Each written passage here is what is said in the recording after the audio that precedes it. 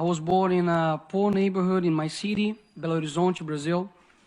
I'm married, I'm Christian, and we are expecting a daughter, Aurora, who will be born in 3 months. I became the most voted federal congressman in Brazil, and I'm here to warn you about what's happening in my country. I apologize if I make any mistakes in my speech. I'm still learning English.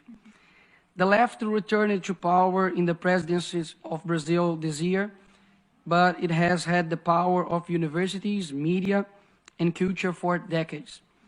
America is like a body, and its health is a tripod: patriotism, morality, and spirituality.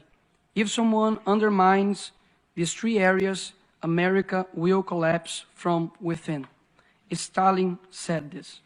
They have known the secret for a long time and use all possible means to achieve their goal, the destruction of the family. But you may wonder, wouldn't that be too radical of an idea? Does anyone really want to do this? And after all, how would they do that? First, they destroy the sense of reality. There is no longer right and wrong, good or bad.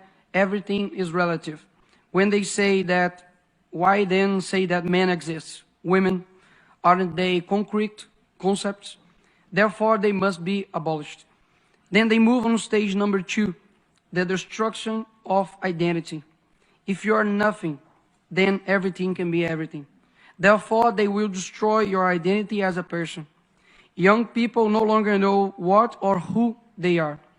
They are carried away by any wind of doctrine and cling to what is fashionable.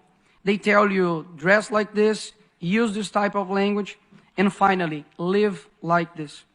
It is the generation most lacking in good references that has ever existed. After all, the left replaced Jesus with a Black Lives Matter activist and exchanged the cross, which represents injustice, against an innocent person for symbols that represent nothing other than selfishness of activism itself. By the way, the rainbow is not yours, but ours. Read the Bible and you'll find out.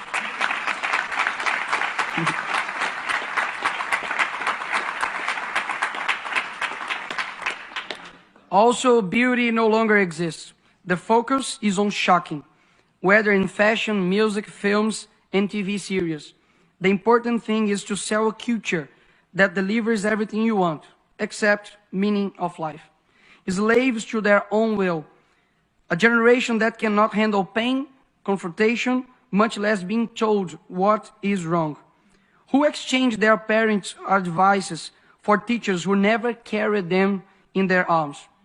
Who commit the strange of the youth to actions that only serve those who are dominating them? They are too foolish to know that they are being used and who uses them. Like those who campaign for abortion, but ignore that 75 years ago, the Universal Declaration of Human Rights was published, which in its 3rd article states, everyone has the right to life. This is a 12-week-old baby. His or her heart is already beating. It has a fingerprint. There is no one in the world like this baby. When they find a bacteria on Mars, they call it life. But this child is just a clump of cells to them. To those who propagate death and help the largest silent genocidal movement, we will respond with a culture that recognizes the sacredness of life and encourages its acceptance. I renew my commitment of protecting the lives of children, both before and after birth. This is the first and most fundamental of rights. Without it, nothing else is possible. But it is not only tool they use to change our culture. Men who use it to lie about their ages, to go to war and fight for their country, but now lie about their biological sex to compete with women. How did we get to this point? Who is responsible for creating this generation? Where are the men and women with the courage to say they will not bow to tyranny? Are we watching the world collapse in front of our eyes and we are just going to watch it? No. We ain't nobody's slaves. Our freedom was achieved with a lot of sweat and blood. And it would be very naive to believe that it would be not with sweat and blood that we would maintain it. I come here to give a message to all who those still have hope in changing the world. The world will be a better place if there weren't so many people promising to improve it.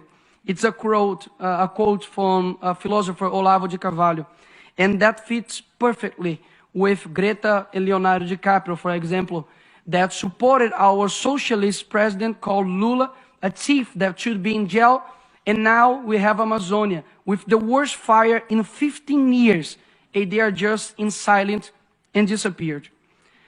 Let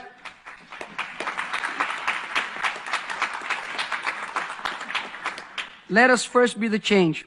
I know that the situation looks terrible and that conservatives tend towards private life, his work and his family. But if we don't rise up for public life, our private life will be and is in danger. To do this, we need to raise educators who will dictate new directions for UNESCO, for example. Education that teaches and not doctrinates. New judges who will honor the magisterium and deliver justice. And not like some of Brazil's Supreme Court who have betrayed the Brazilian people and persecuted their political opponents. New teachers who will use the classroom to train students and not activists. New artists, musicians, directors who will influence culture towards something other than just sex and promiscuity. New people who will transform this world. Know that if you are listening to me right now, I believe in your strength, in your ability to influence and change where you are. You start with your family, then your neighbor. Bring light to your neighborhood, and we will live better than we are now. We never know the extent of our influence, where our voice will reach. But I hope I have reached your heart, because I'm speaking from it. Love is the only thing that transcends time and space. So I hope this speech resonates across generations. To complete, I always say a phrase in Brazil. The present is theirs, but the future is ours. But I hope that one day I'll say, the present is ours, and so is the future. Thank you very much.